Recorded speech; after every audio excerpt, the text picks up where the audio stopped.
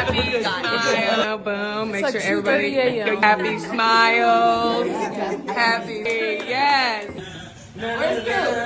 Cheers. It's a wrap. Hello, guys. It's Cordy here. All right. We finally got some actual numbers starting to leak out from this brand new WNBA collective bargaining agreement. And I'm not going to lie, a couple of these details definitely made me raise an eyebrow. Like, seriously, the first question that popped into my head was pretty simple. Are the owners actually losing money in this deal? Or did they hold their ground and make sure the league doesn't end up bleeding cash again? Because holy hell, that's been a huge talking point for years. And yeah, people have been arguing about this shit non-stop. Because let's be honest here, that's been a huge talking point for years. Now, according to reports from Shams Charania over at ESPN, some early figures have come out, and a few of them are pretty damn eye-catching. First off, the salary cap is reportedly jumping all the way up to $7 million, which is absolutely massive when you realize the previous cap was around $1.5 million. That's not a small bump, that's a massive freaking leap. Like seriously, that jump is wild as hell. Now, then there's the revenue sharing piece, which is reportedly near 20% across the life of the deal.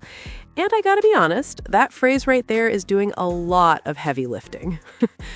Because what exactly does near 20% mean? Are we talking 18%? 19%? 19.9%? Or is it something like 17% and they're just rounding the hell up for the headlines? Because those details matter. A lot.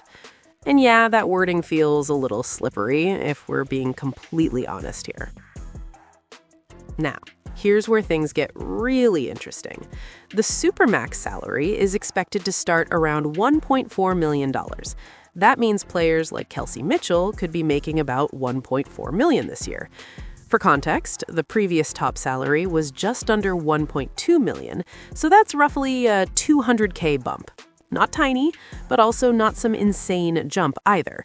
Still, that's real money now, no doubt about it. And it doesn't stop there. The average salary is reportedly going to land somewhere around $600,000, while the minimum salary will be over $300,000. Now look, I'm just being honest here. After watching some of the games recently, including performances around players like Caitlin Clark and Brittany Griner, I've got to say, some of the basketball we've seen hasn't exactly screamed 300K player. Some games look great, and some games, man, some of them look rough as hell. Let's not sugarcoat it. And that's what makes this deal so fascinating. Because on paper, this looks like a massive win for the players. Huge win, no question about it. But it also raises the big question. Did the league cave to pressure? Did the owners blink here? Or are they betting that the explosion of popularity, largely driven by Caitlin Clark, is going to bring in enough revenue to make these numbers actually work? Because let's be honest, that kind of gamble would be ballsy as hell. Because, let's be real, the timing of this deal doesn't feel like a coincidence. I'm starting to think the league may have got hosed here. The league may have caved to the pressure of the players. Seriously, good God. The only reason, and you're looking at the name, the only reason the league decided to do this was Caitlin Clark. That's it. That's it. No way in hell they considered doing this without her. So, this was her comment. Quote, "Speaking from experience, players like me are going to be the ones that I think feel it the most. And that's what I think we're all super proud of, because that's what we set out from the beginning, making sure every player felt a change in the CBA, and that's exactly what has happened." Brianna Stewart, "The deal is going to be transformational. It's going to build and help create a system where everybody is getting exactly what they deserve and more from the off-the-court and on-the-court aspects. Just excited that we can tell our fans we're going back." Brianna Turner, "I truly didn't recognize the dedication and time it takes to build relationships and truly listen to the needs and wants of union members. This process was so eye-opening to me, and it's been a true honor to help advocate for the past, present, and future of the WNBA. Arika Wheeler, Alexa, play We're Gonna Be Alright by Kendrick. Come on. Atlanta Dreams center Brittany Griner on Threads, quote, "Let's hoop. Let's hoop." Brittany's at the end of her career. I don't think she's getting a Supermax now, I wouldn't think. Anyway, so here's another angle to this whole new WNBA CBA situation that I keep thinking about. Unless we're talking about expansion teams bringing in extra money or something like that, I'm still wondering how this deal really works financially. You've even got players like Brittany Griner probably looking at this and thinking, man, where was this deal years ago? Back when she and others were playing overseas in places like Russia just to make real money. At that time, the league itself wasn't exactly rolling in cash. Now, based on what we heard last year, the assumption was that the WNBA might have finally turned a profit for the first time. The previous collective bargaining agreement had a revenue share system based on net revenue, meaning whatever money was actually left over after expenses. If players got a share of that, the logical conclusion is the league finally had something left over. But here's the big question. Does this new deal put the league right back in a tough financial spot? Because honestly, looking at some of these numbers, it kind of feels like the owners may have caved a little bit. I mean, maybe they didn't. Maybe they ran all the projections and believed the league will stay profitable. That would make sense, especially considering negotiations took so long. Normally, in business, companies that don't turn a profit don't survive for decades. Yet the WNBA has been around nearly 30 years, largely with support from the NBA. So the question is still out there. Is the NBA still helping foot the bill to make this deal work? And another thing, the league set 2 negotiation deadlines during this process and missed both of them. That's not exactly a strong negotiating look.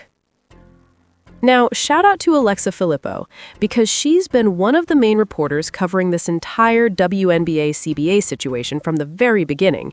Seriously, if you've been following all the updates, the negotiations, the deadlines, and the details leaking out about this new deal, chances are you've probably seen her reporting on it.